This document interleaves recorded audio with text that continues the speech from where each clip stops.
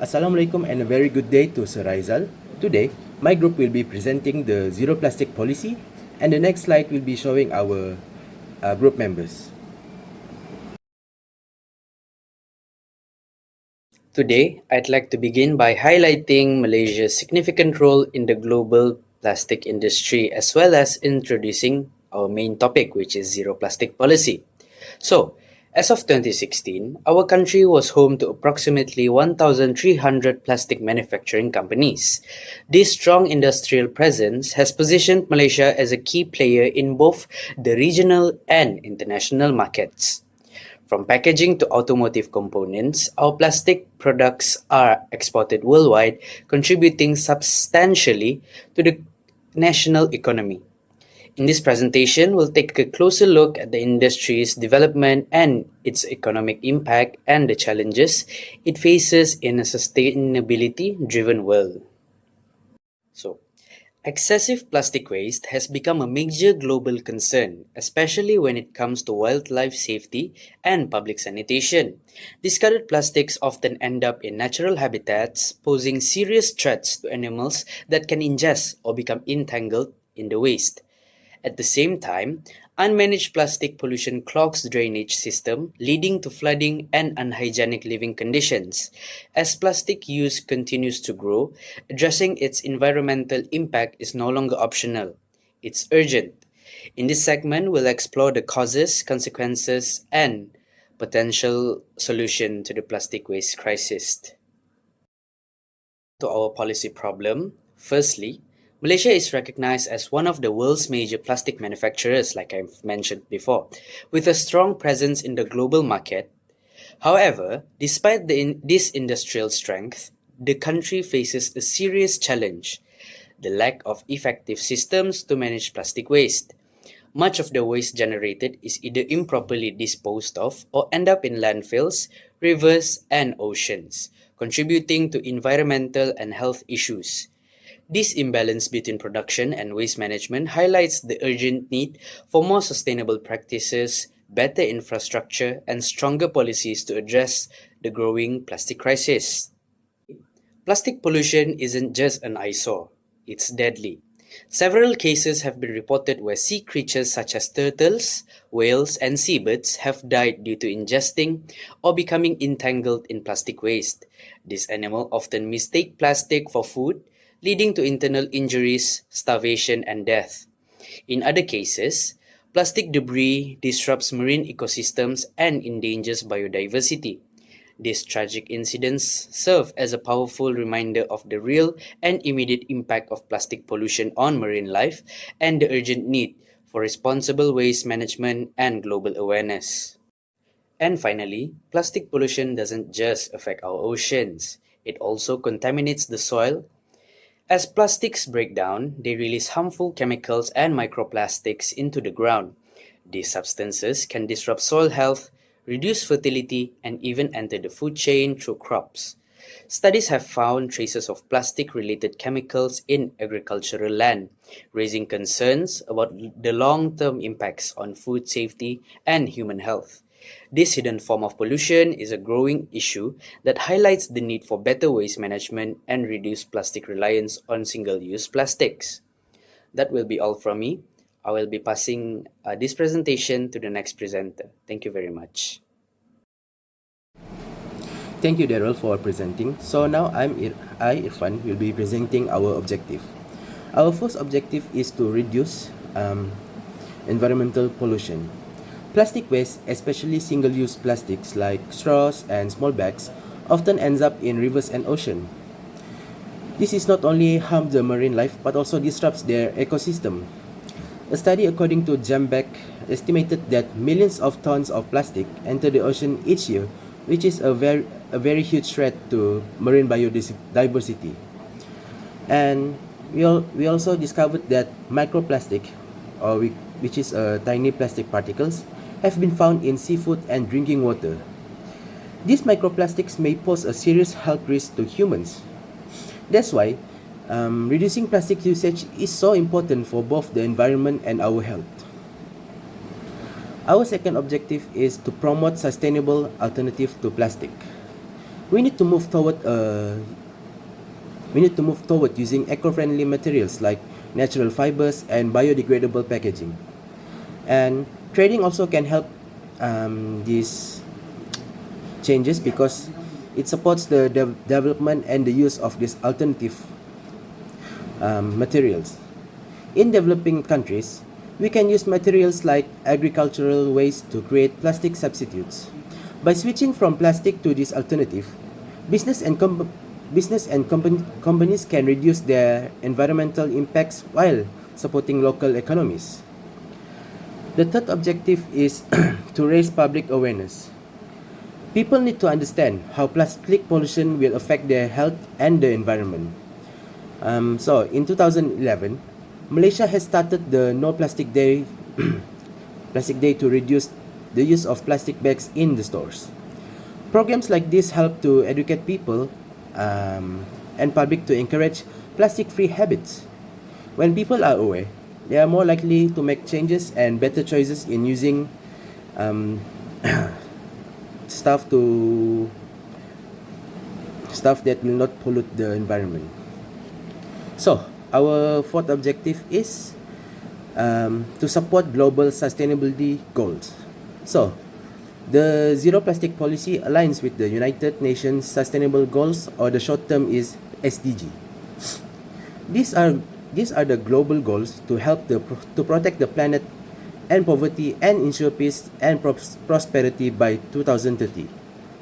There are 17 SDGs, but the ones that are the most related to the policy are SDG 12, responsible consumption and production, SDG 13, climate action, SDG 14, life below water.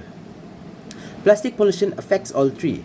For example, microplastic in seafood and water can harm health, and plastic production contributes to climate change. So, by reducing plastic use, we are helping achieve these global goals and create a better future for everyone. So next, I will be elaborating the key strength of this policy. The first one is comprehensive policy framework. So, Malaysia's roadmap towards zero single plastic use is more than just a plan. It shows a strong national commitment to protecting the environment. The policy promotes sustainable consumption and follows the idea of a circular economy where resources are reused and waste is reduced. One of its strengths is a clear timeline divided into phases. For example, in phase 1, which is 2018 to 2021, it is focused on banning plastic straws and enforcing no plastic bag Saturdays. In phase 2, which is 2022 to 2025, it focused on eco-labeling and creating biodegradable technologies. This structure gives business and the public enough time to adapt to the changes. The next key strength is economic tools to change behavior. The policy also uses economic tools to encourage better habits. For example, charging 20 cents for plastic bags may seem small, but it's a way to signal that plastic has the cost to the environment. However, study shows that the fee might be too low to change behavior. For example, a study from Asmuni et al. Found that many people, especially Malays and Chinese groups, still chose to pay the fee.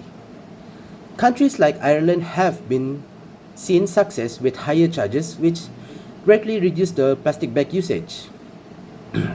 Malaysia could also improve this by increasing the levy over time or offering tax incentive for business using eco-friendly packaging, which will encourage both public changes and green entrepreneurship. And our third key strength is strong stakeholder collaboration. Another major strength is working together with all stakeholders. Malaysia includes NGOs, consumers, retailers, distributors, and manufacturers in its fight against plastic pollution. One great example is the Malaysia Plastic Pact, which is inspired by the Alan MacArthur Foundation. This pact brings all key players together to find innovative solutions and support a circular economy. By working as a team, this approach creates a collaboration instead of conflict, making it easier to reach to the goal of zero plastic. Thank you, and I will pass this to the next presenter. As for our policy weaknesses, Although Malaysia's roadmap is ambitious, but there are some significant weaknesses that need attention. So firstly, there is a lack of coordinated enforcement between federal and state governments. For example, Selangor is advancing there quickly with the bans, while other states still left behind. This inconsistency confuse the public and businesses. Secondly, many small and medium-sized businesses, especially hawkers and food vendors, still struggle to afford biodegradable alternative without without subsidies. They might ignore or bypass the policy altogether. So thirdly, public awareness campaigns like no plastic bag day haven't reached the rural communities or changed habits significantly. So many Malaysians still prioritize convenience over sustainability. Lastly, even if people switch to biodegradable products, Malaysia still lack the waste infrastructure to process them properly. So without industrial composting, this green items still end up in regular landfills, defeating their purpose. So that's it for policy weaknesses. As for our recommendation for this policy, to strengthen our policy, we found 5 recommendations for this. So the first one is to establish a unified enforcement framework. Federal and state government must collaborate to apply the same rules nationwide. So this will avoid confusion and ensure a better compliance for both parties. So the second one is to support SMEs with financial incentive. So this government can or should offer tax relief, subsidies, or green loans to the businesses that adopt this eco-friendly packaging. So this will make the transition affordable and fair. So the third one is to increase public awareness and engagement. Through how? Through education programs in school, social media campaigns, and reward-based recycling programs. So in this way, we can surely move forward and change our mindset and habits. So the fourth one is to upgrade recycling and composting infrastructure. So investment in industrial composting and advanced recycling centers are very critical. It's very important also.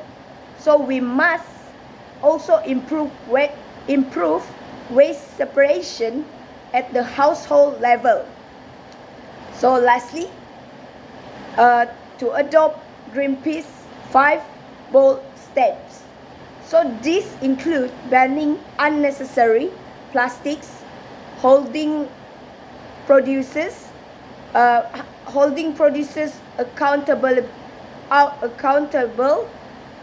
encouraging reuse system, enforcing stricter laws, and also supporting global action like the Global Plastic Treaty. So that's it for our 5 recommendations for this law, for this policy. Thank you. So as for our conclusion, Malaysia's Zero Plastic Roadmap lays a strong foundation for our sustainability. It includes clear targets, multi-stakeholder involvement, and as well as long-term visions.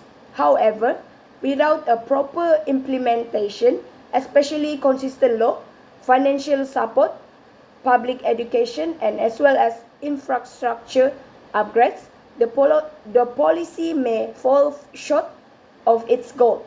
So, with stronger coordination and by adopting bold solutions like those from Greenpeace, Malaysia can truly become a leader in plastic waste reduction and as well as environmental stewardship. So that's it from us. Thank you.